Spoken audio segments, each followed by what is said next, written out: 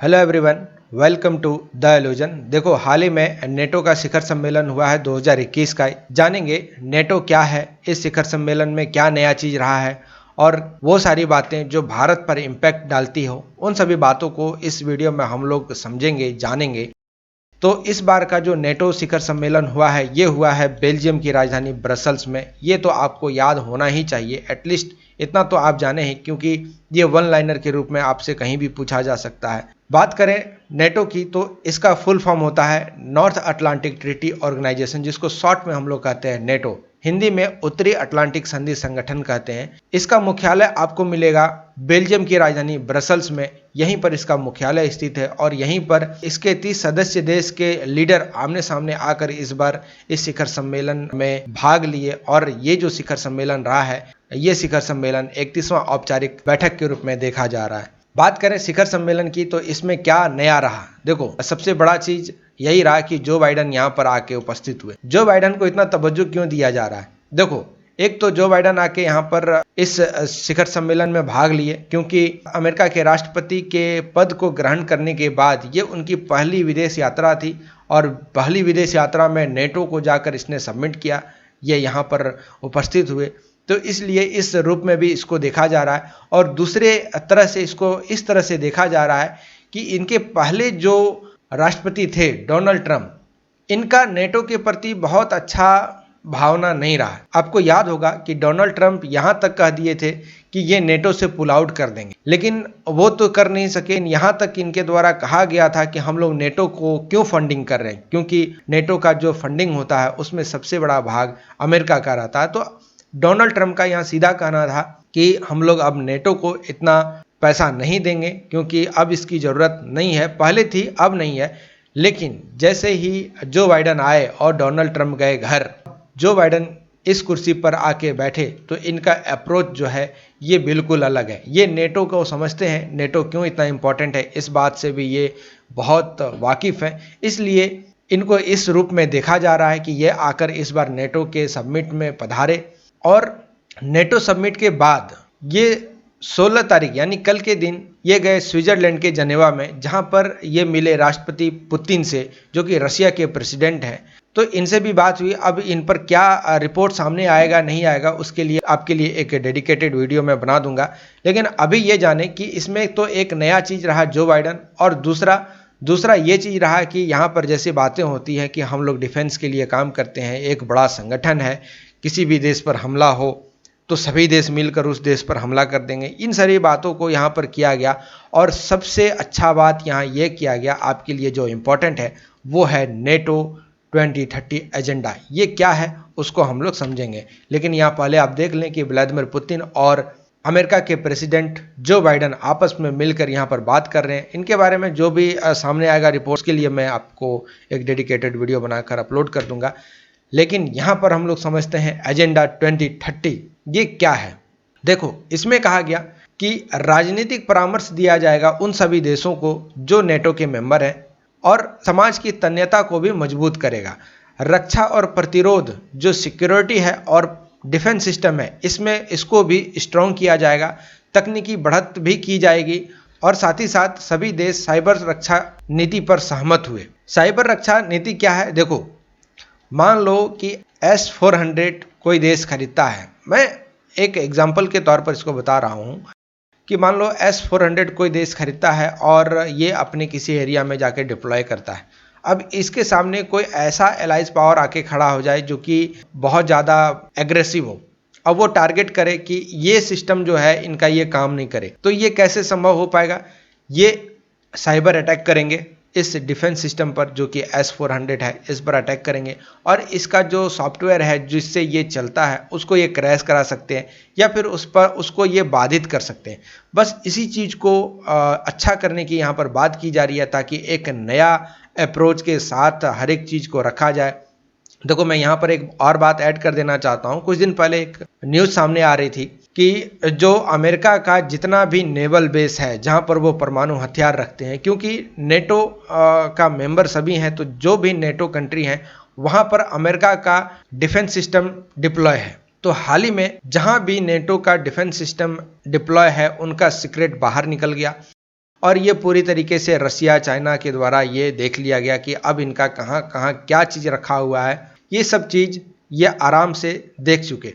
इसमें सबसे बड़ी गलती अमेरिका के जो डिफेंस सिस्टम के भाग हैं, जो भी यहाँ पर कर्मचारी काम करते हैं, उनकी गलती है। यहाँ पर किसी सिस्टम का मैं दोष नहीं दूंगा या कोई सॉफ्टवेयर लीकेज नहीं हुआ, यहाँ पर मतलब सैनिकों के द्वारा, जिसके द्वारा उसकी रक्षा की जाती है, उनके द्वारा ये लीक कर दिया गया और ये हुआ गलती से।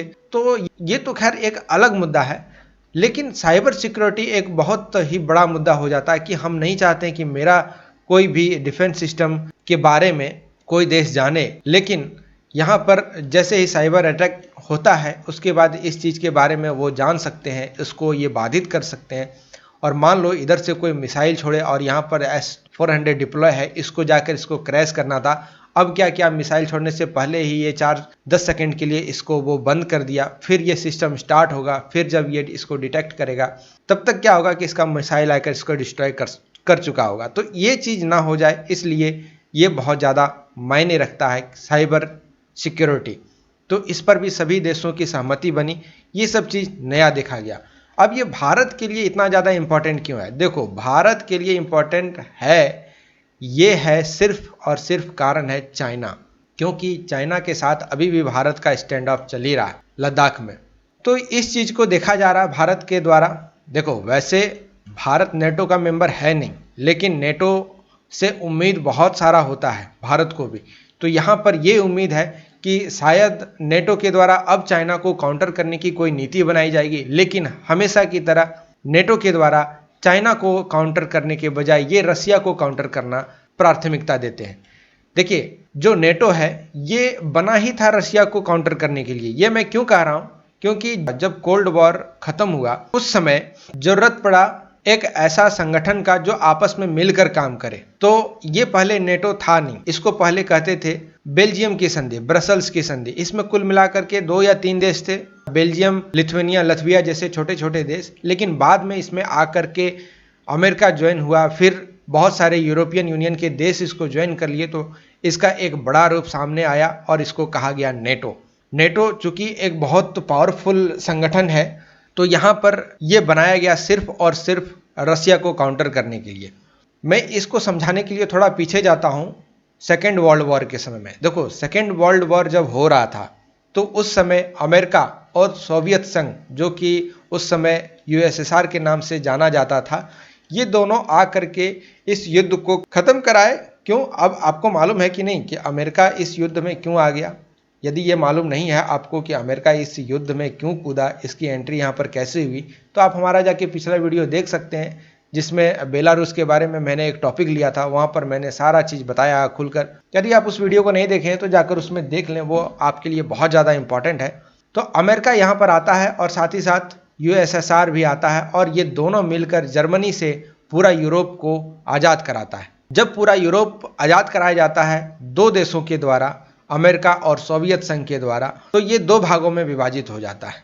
जहाँ पर सोवियत संघ के द्वारा जो देश आज़ाद कराए गए वो बने पूर्वी यूरोप, और यहाँ पर बाद में कम्युनिस्ट सरकारें बनी, और जो पश्चिमी यूरोप उसको आज़ाद कराया गया अमेरिका और ब्रिटेन के द्वारा, जहाँ पर पूंजीवाद और लोकतांत्रिक सरकारें बनी। लेकिन दोनों की दोनों सरकारें एक ही जगह पर और एक ही कॉन्टिनेंट पर है। तो ये चीज़ बहुत ज़्यादा देर तक चल नहीं पाई, और फिर आपस में वो पुराना टकराव शुरू हो गया, और जिसको नाम दिया गया शीत युद्ध, जिसको हम लोग कहते हैं कोल्ड वॉर। तो ये शुरू हुआ, और कोल्ड वॉर खत्म हुआ कब? जब बर्लिन की दीवार गिरा दी गई 1989 में। आपको याद है कि नहीं? बर्लिन की दीवार यूरोप को 2 भागों में बांटती थी, एक होता था वेस्टर्न और एक होता था ईस्टर्न यूरोप। तो बर्लिन की दीवार जब गिराई गई 1989 में, उस समय 15 देशों से बना हुआ जो यूएसएसआर था ये भी टूट जाता है, और इस समय बहुत बड़ा त्रासदी घटता है। वो ये होता है कि यूरोप के सारे कम्युनिस्ट सरकारों का पतन हो जाता है, 15 देश का जो यूरोप यूनियन था वो भी टूट जाता है, अलग अलग छोटे छोटे देश बनते हैं, जर्मनी का बर्लिन का दीवार गिराया जाता है। तो ये सारा चीज एक साथ होता है। बाद में पता चलता है कि अब इस सब चीज़ों को रोकने के लिए एक छोटा सा संगठन होना बहुत ज़रूरी है। तब सामने आता है बेल्जियम की संधि, ब्रसल्स की संधि, जिसमें 3 या 4 देश, जिसमें छोटे छोटे देश थे। उन सभी देशों में बेल्जियम, लत्विया, लिथुआनिया, ये सब छोटे छोटे देश मिलकर एक संधि बनाया जिसका नाम रखा गया ब्रसेल्स संधि। बाद में इसको आकर अमेरिका ने ज्वाइन किया और जैसे ही अमेरिका इसको ज्वाइन करता है तो साथ ही साथ पूरा यूरोपियन यूनियन के बहुत सारे देश ऐसे हैं जो इसको ज्वाइन किए। और जैसे ही ये सारे देश इसको ज्वाइन करते हैं तो सबका मोटिव यही रहता है, जैसे पास्ट में यूएसएसआर या रूस जितना एग्रेसिव था, वो जिस तरह के कदम उठा रहे थे, कहीं वो फिर से ऐसे काम ना करे, तो एक संगठन बनाया जाए और इसका ये मोटिव रहना चाहिए कि कोई भी बाहरी देश किसी इस संगठन वाले देश पर हमला करता है तो इस संगठन में जितने भी देश हैं वो मिलकर उस देश पर हमला कर देंगे। तो ये अप्रोच इसमें रखा जाता है जिसमें सभी देशों की सहमति बनती है और नेटो सामने आता है। अब मैं ये इसलिए कह रहा हूँ क्योंकि जैसे कि मैंने आपको बताया कि इंडिया को सबसे ज़्यादा थ्रेट या डर है चाइना से, रसिया से नहीं है उतना डर, लेकिन नेटो को अभी भी लगता है कि रसिया सबसे बड़ा अभी भी डर है। ये ऐसा क्यों लग रहा है? क्योंकि रसिया के द्वारा यूक्रेन का क्राइमिया रीजन को हथिया लिया गया। साथ ही साथ बेलारूस में आपको याद ही होगा कुछ दिन पहले बेलारूस में एक जहाज को जबरन वहां पर लैंड कराया गया और एक पत्रकार को पकड़ करके अंदर करा दिया गया। बहुत स्थिति खराब है बेलारूस की। आपको इस पर वीडियो देखना है तो आप हमारे चैनल पर जाएं, आप वहां पर प्ले लिस्ट में इस वीडियो को देख पाएंगे। तो ये सब चीज़ें चल रही है जहां पर नेटो को लगता है कि अभी भी रसिया बहुत ज़्यादा एग्रेसिव है इन सभी देशों को लेकर। तो नेटो के द्वारा अभी भी रसिया को काउंटर करने का जो सोच है इसको वो ज़्यादा प्राथमिकता देते हैं। लेकिन यहाँ पर डर रसिया नहीं होना चाहिए, यहाँ पर डर होना चाहिए चाइना, क्योंकि चाइना आने वाले समय में बहुत ज़्यादा ताकतवर देश बनने वाला है जिसे भारत को भी डर है। और भारत को नेटो से हमेशा की तरह ये उम्मीद रहता है कि शायद नेटो कुछ ऐसा कदम उठाए जिससे चाइना को काउंटर किया जा सके, लेकिन नेटो हर बार ऐसा कदम उठाता है जिसमें रसिया को काउंटर करते हैं। तो ये सब चीज़ आगे चल के क्या होती है नहीं होती है, जैसे ही इस पर कुछ नया डेवलपमेंट देखने को मिलेगा तो इस पर मैं एक नया वीडियो आपके लिए ले आऊँगा। तो ये वीडियो इतना ही था। आशा करते हैं कि ये वीडियो आपको अच्छा लगा होगा। यदि वीडियो अच्छा लगता है तो चैनल को लाइक करें, सब्सक्राइब करें। Thank you for listening. God bless you all.